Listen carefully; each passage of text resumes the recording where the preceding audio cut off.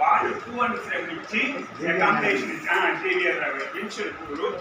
ఇచ్చి రమ్మని చెప్పి రూమ్ ఇచ్చి ఫుడ్ పెట్టి ఇంటర్వ్యూ చేసి లాస్ట్ ఏం మాట్లాడాలని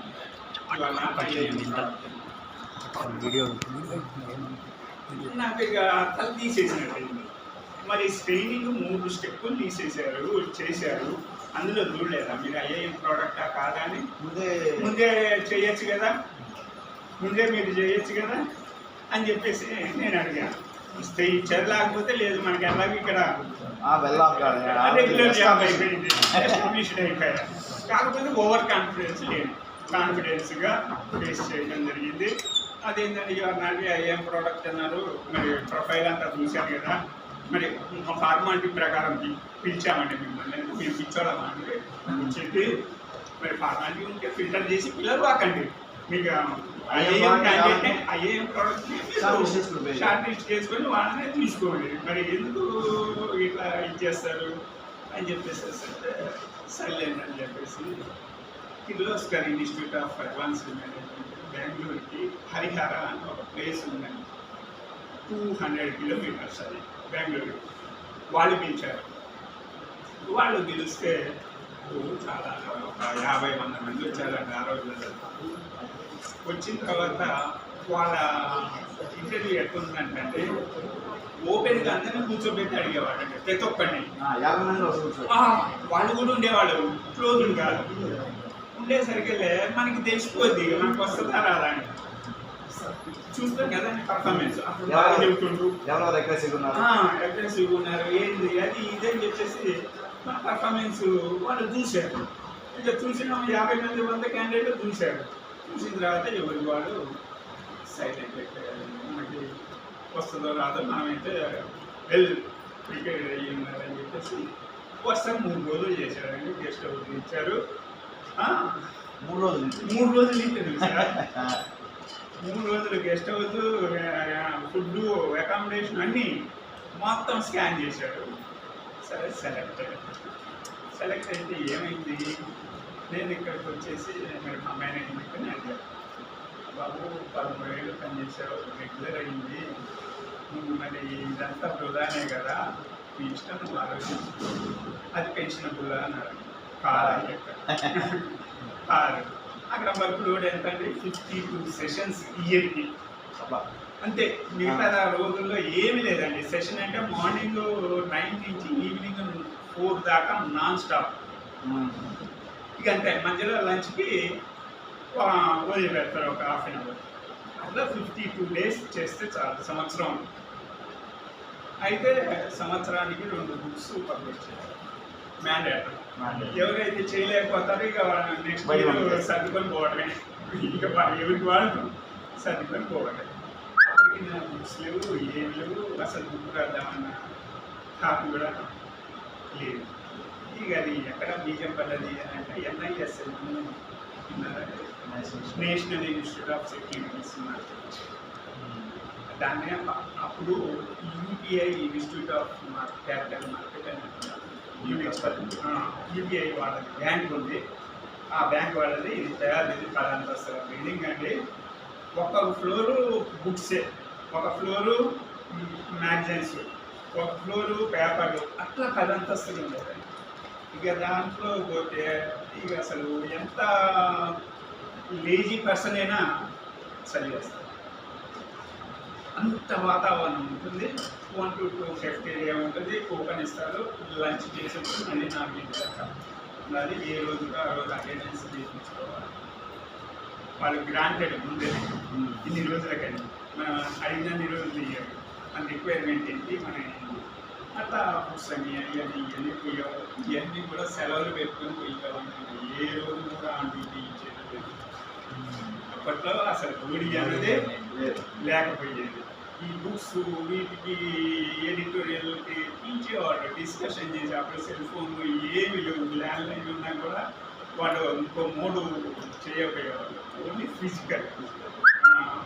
ఎడిటోరియల్ బాంబేలా ఒక వారంగా అంటే ఏం చేయాలి, ఇక్కడ ఓడింగ్ చేయాలి. సెలవు పెట్టుకొని పోతే బాంబే తిరుగుతుండు, ఢిల్లీ తిరుగుతుండు, దేశది మరి అన్నీ గడిచిపోయింది. ఇక అలా చేసేసాను. ఇంకా కొంతమంది బుక్ వామ్ అని చెప్పేసి ఏం తెలీదు, ప్రపంచం తప్ప ఏమి తెలీదు అని చెప్పేసి అలా పూలు పడతాయి, రాళ్ళు పడతాయి. కాకపోతే పూలని మనం ఎక్కువగా పట్టించుకోవచ్చు, రాళ్ళని పడకుండా చూసుకోవాలి. మేము నేర్చుకున్నది అయితే అది సార్. పూలకి మనం పొంగిపోకూడదు, రాళ్ళకి భయపడద్దు. కాకపోతే రాయి వేసేవాడిని వెయ్యనీయకుండా నిలుపుదల చేయాలి. ఇవన్నీ మనం మాట్లాడుకునే సార్కి ఏమో తెలుసు. ఇవన్నీ ఇంకా చాలా విషయాలు ఉన్నాయి. ఇక మేము డ్యూటీలకు వెళ్ళాలి కాబట్టి ఇలా ఈ విధంగా 35-40 years సర్వీస్ స్టార్ట్ చేసి హ్యాపీగానే. కాకపోతే ఉంటాయి అన్నీ ఉంటాయి. కాదు పూలకి రాళ్ళకి ముడి పెట్టదు. పూలని మనం ఆస్వాదించాలి. రాయిని అదే రాయితోని రాయి వాడికి ఒక్క చెప్పాలి. అలా ఒక్క చెప్పినప్పుడు వాడికి కూడా తెలియదు నేను వేసిన రాయి అని.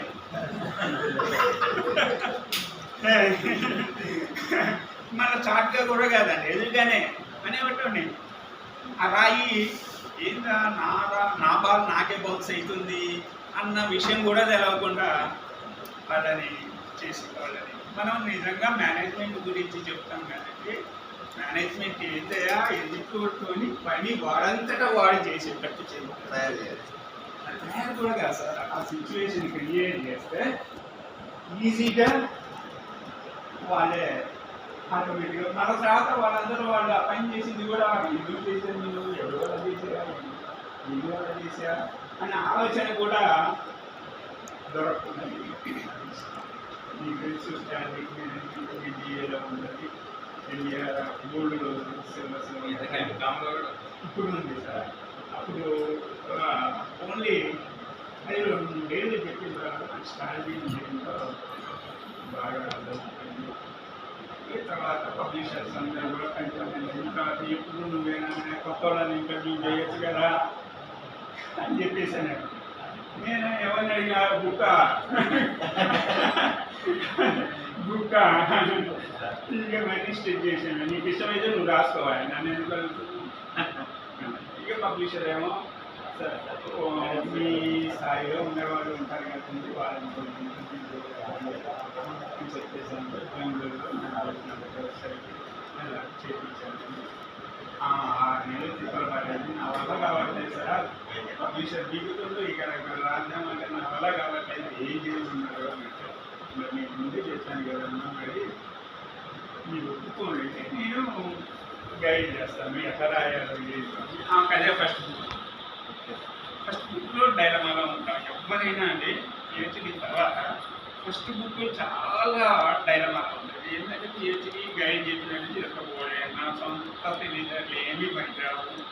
ఇక మంచి గైడ్ అయితేనేమో మనం చెప్పిన సజెషన్స్ వింటాడు అకాడమిక్ ఓరియంటెడ్.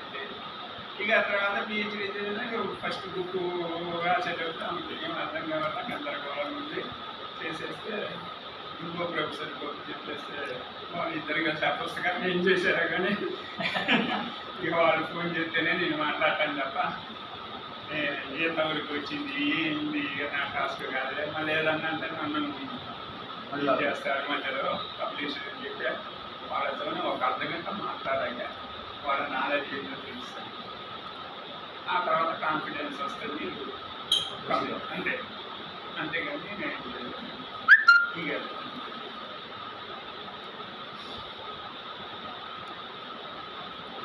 నేర్చుకున్నంత ఇదే సార్. కాకపోతే ఏంటంటే క్లాస్ రూమ్లో పిల్లల్ని అట్లా టీచ్ చేసేవాళ్ళము, ఇంట్లో కూడా పిల్లల్ని అట్లా టీచ్ చేసేవాళ్ళము.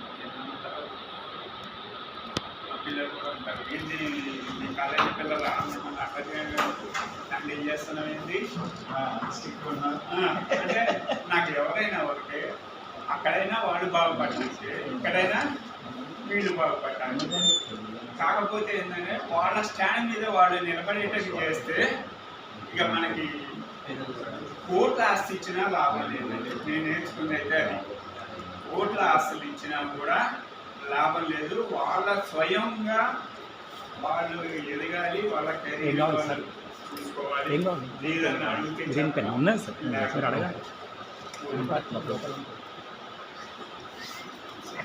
సార్ ఈ అవకాశం ఇచ్చినందుకు, ఇంతసేపు గొప్పిగా విన్నందుకు ఏదో కదిలించారు కాబట్టి ప్రభావం వచ్చేసింది.